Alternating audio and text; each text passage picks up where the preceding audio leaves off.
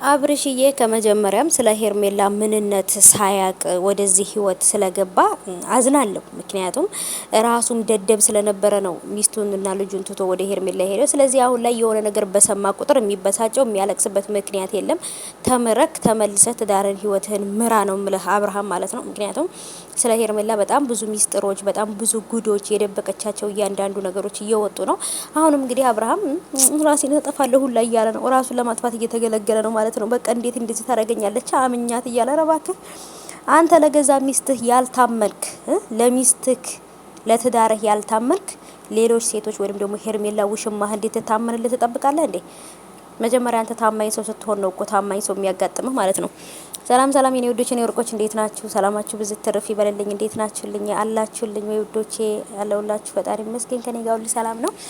ዛሬ ደግሞ እንግዲህ እንደምን ብዬ አንድ አዲስ ቪዲዮ ቀርጬላችኋለሁ ማለት ነው ውዶቼ። ያው በጣም ስራ ቢዚ ስለመሆን ነው አንዳንድ ጊዜ ያው ተደጋጋሚ ቪዲዮ መለቅላችሁ ማለት ነው። ምክንያቱም ታውቃላችሁ የስራውን ሁኔታ ማይ ጋድ እንደውም አሁን ትምህርት ተዘግቶ ናላችን ዘውር ብሏል ማለት ነውና ግን ደግሞ አልহামዱሊላህ ለኩልሃል ፈጣሪ ተመሰገነ ይሁን። የባሰ ያምጣ እንግዲህ ያለ የሚባለው ይሄ ነውና ስለዚህ ውዶች የአብርሃም እንግዲህ የሰማውና ያየው ነገር ማመን ስላቃተው እንግዲህ ታሟል ጨምሮ ማለት ነው። በነገራችን ላይ አብርሃም መጀመሪያ አልታመመም ነበር። አሁን ነው ትንሽ እየታመመ የመጣው። ለምን እያደረገ ያለው ነገር በሄርሜላ ላይ ያደረገው ነገር ሄርሜላ ማን ነው በሩታ ላይ ያደረገው ነገር ሄርሜላ እየመለሰችለት ነው ማለት ነው። ምክንያቱም ያው ብድር በምድር የሚባለው ነገር አለ አይደለ? ስለዚህ አብርሃም በሄርሜላ ላይ ያደረገው በሩታ ላይ ያደረገው መጥፎ ነገር ሄርሜላ ደግሞ አምጥታ እየከፈለችው ነው። ይሄ ነገር ደግሞ እኛ ደስ ነው የሚለን እንጂ አይከፋንም። ለምን ጥሩ ሰው ከሰራ ጥሩ ነገር ያጋጥማል፣ መጥፎ ከሰራ መጥፎ ያጋጥማል። የብዙ ሰዎችን በሀሳብ አስተያየት እንግዲህ አብርሃም አልታመመም፣ ሲጀመርም አልታመመም ነበር። እኛም በደንብ እናውቃለን። ስለዚህ እንዴት ነው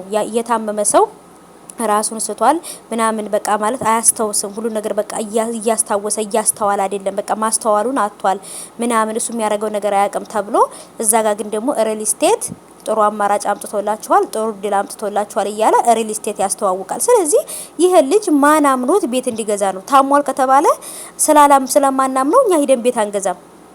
ግን ልጁ በደንብ ያስተውላል፣ የተጠየቀውን ጥያቄ በደንብ ይመልሳል። በጣም በጣም በጣም ጤነኛ ነው ማለት ነው። እንደውም ክሬዚዎች እኛ ነን የታመምነው፣ እኛ ነን ሕክምና የሚያስፈልገን ጸበል የሚያስፈልገን እኛ ነን። ስለዚህ አሁን ደግሞ ሄርሜላ በደበቀችው ነገር እንግዲህ አይምሮ እየተበጠበጠ ነው። ገና ብዙ ነገር ይወጣል ማለት ነው። ጠብቅ አብርሽ።